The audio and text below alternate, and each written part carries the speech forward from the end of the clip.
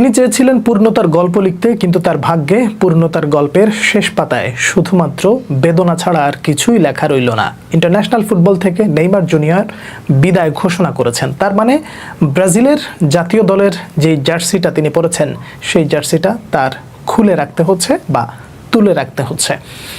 আপনাকে যদি এই মুহূর্তে একটা প্রশ্ন করি যে নেইমারের মতন এমন একটা প্রতিভা সেকেন্ড আর এক পিস আসবে কিনা, আপনি এক বাক্যেই বলে ফেলবেন আর সম্ভব না। এটাই সত্য কথা।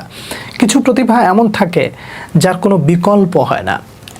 আজ অবধি যতগুলো ব্রাজিলের সুপারস্টার এসেছে, যারা বিশ্বকাপ জিতেছেন, যারা জিততে পারেননি, ব্যর্থতার গল্পের মধ্যে হাবুডুবু খেয়েছেন, প্রত্যেকের পেছনে আপনি একটু ভালো করে হাতিয়ে দেখবেন যে তাদের পেছনের যে গল্প, সেই গল্পে কখনো পূর্ণতা আছে, কখনো অপূর্ণতা আছে, কিন্তু কেউ কখনো কারোর বিকল্প হতে পারেনি।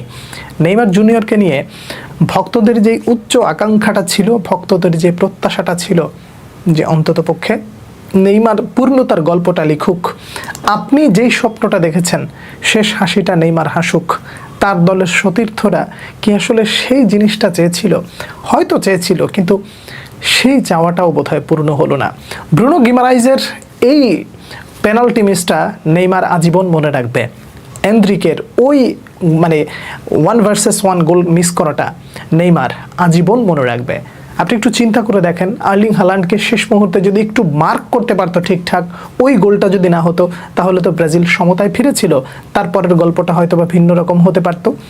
এই যে প্রত্যেকটা ধাপ, প্রত্যেকটা স্তর নেইমার জুনিয়র কি কখনো ভুলতে পারবেন? কখনোই পারবেন না। তিনি এসেছিলেন এবং ফুটবলকে অনেক কিছুই দিয়েছেন। ফুটবল খেলাটা কতদিন চালিয়ে যাবেন সেটা হয়তো বা আমি আপনি জানি না, কিন্তু ইন্টারন্যাশনাল ফুটবল এখানেই শেষ হলো। নেইমার জুনিয়র ঘোষণা করলেন, আমি চেষ্টা করেছিলাম, আমি এসেছিলাম, কিন্তু হলো না, এই যাত্রাটা এখানেই শেষ করতে হবে। নেইমারকে এভাবে খালি হাতে বিদায় দেওয়ার এই দৃশ্যটা বোধহয় কোনো ব্রাজিল ফ্যান মেনে নিতে পারবে না। এটা সত্য কথা, কারোর মেনে নেওয়ার জন্য না। কিন্তু ব্যথাটা আসলে ভাই অন্য জায়গায়। ব্যথাটা হলো এই যে নরওয়ের বিপক্ষে ভাই ভালো খেলে যদি হেরে যেত ব্রাজিল, আপনি মনকে একটা বুঝ দিতে পারতেন, ঠিক আছে ভালো খেলে হেরেছে। আপনি কার্লো আনচেলত্তির দোষ দিবেন? কিভাবে দোষ দিবেন? তিনি এই অল্প সময়ের মধ্যে দলটাকে যেভাবে গুছিয়ে তুলেছেন, সেখানে কার্লো আনচেলত্তির দোষটা আসলে আপনি কতটুকুই বা দিতে পারেন? কিন্তু অন্যান্য সদস্যদের কথা বলেন, মেন্টালিটির কথা চিন্তা করেন।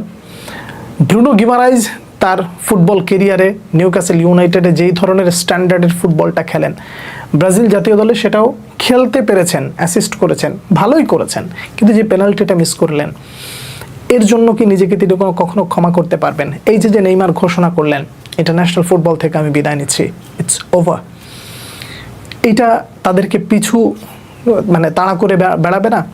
অদূর ভবিষ্যতে ব্রাজিল কবে বিশ্বকাপ জিতবে সেই গল্পটা অনেক পরে করা যাবে, কিন্তু এই স্কোয়াডে যারা আছেন তাদের এই পরিশ্রমের গল্পটা তারা কি কখনো ভুলতে পারবেন যে আমরা নেইমার জুনিয়রকে একটা সুন্দর বিদায় দিতে পারলাম না, আমাদের জেনারেশনের সুপারস্টারকে আমরা সুন্দর একটা বিদায় দিতে পারতাম, কিন্তু সেটা পারলাম না? এই দুঃখটা বোধহয় থেকে যাবে। নেইমার জুনিয়রকে বিদায় দেওয়াটা আসলে কোনো ব্রাজিল ভক্তের পক্ষেই সম্ভব ছিল না, কিন্তু দিন শেষে বাস্তবতা তো মেনে নিতে হয়, এবং সেই বাস্তবতার ঘোষণাটা অবশেষে চলে এলো। নেইমার জুনিয়র ইন্টারন্যাশনাল ফুটবল থেকে বিদায় ঘোষণা করেছেন।